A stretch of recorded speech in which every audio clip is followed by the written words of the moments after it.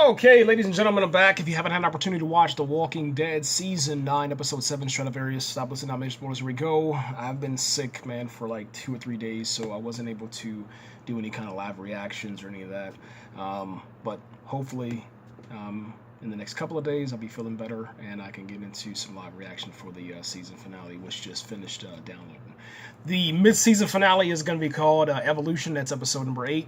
For episode number 7, man, I actually have a full sheet of paper, man. So I'm just going to go through everything, and then we'll go back and do everything, and blah, blah, blah.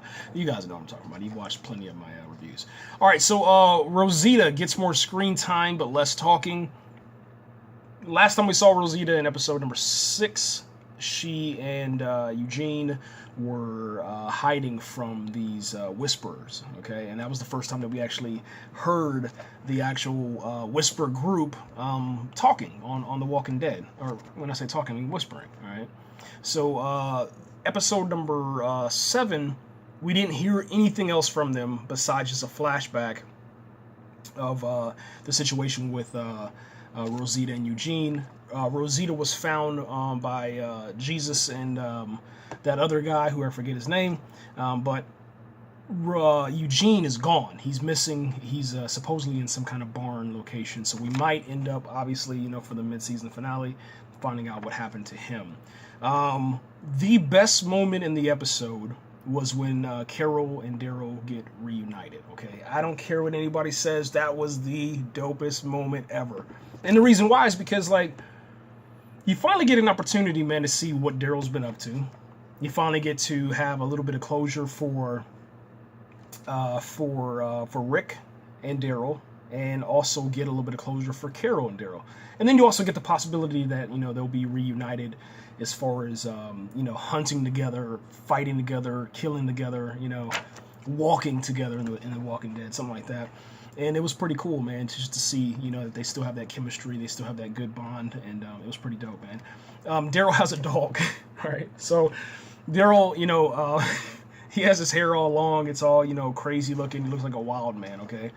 Immediately, as soon as Carol and Daryl get back together, that's what Carol does. She says, you have a little bit of time before the food ends and, finishes cooking. And Daryl's out there just, squirrels. You think anything you could think of, squirrels, snakes, frogs, whatever.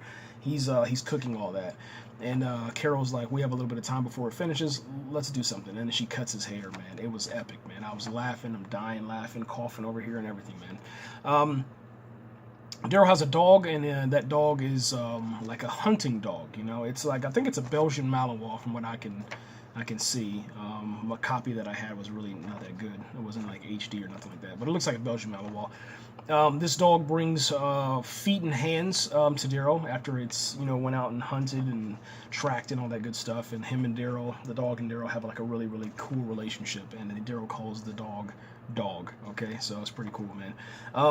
There's this moment where Carol and her son leave the kingdom, and they go to transport the kid to Maggie's hilltop so that he can have a new job. I think it was like Iron Man or something like Iron Smith or something like that. But anyway, not Iron Man, but Iron Smith or some crap like that.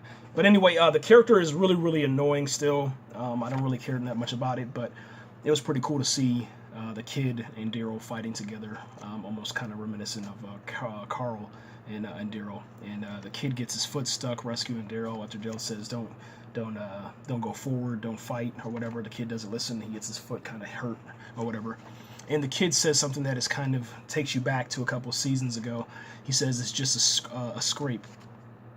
And as you know, with The Walking Dead, you're already infected from what we understand. It depends on, I guess, how what season you call canon, and everything's changed. But remember that one time that guy got a scratch, and then all of a sudden, he ended up turning or something. So he said that thing right there. I said it's just a scratch, and then Daryl gives him some kind of medication. He said it's good for infections and stuff. So we'll see what happens, man. There are so many more walkers inside of this season compared to any other season. It's ridiculous, man, and I love what they're doing with it, man.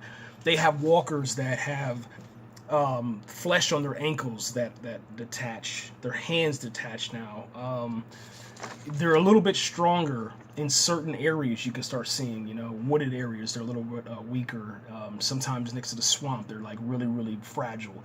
But some of them that are out in like open areas, they're really, really strong and tough.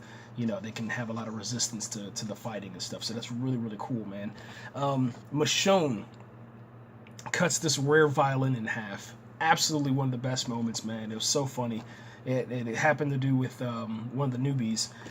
He collects rare instruments in order to, later on when civilization, blah, blah, blah, gets back, you'll have some stuff that kind of, keeps us different from the walkers or whatever the story was. It was just filler crap. But it was still cool to see that that's one of his things that he does is rescue instruments.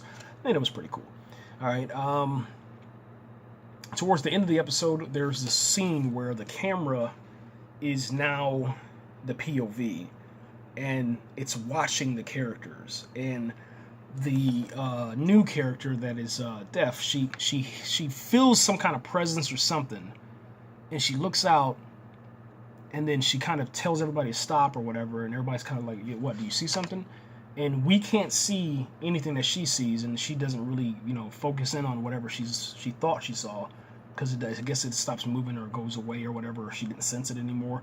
And then she says, "Never mind," but then the POV shows us that it's watching the group as it's heading towards Alexandria, and heading towards a hilltop, man.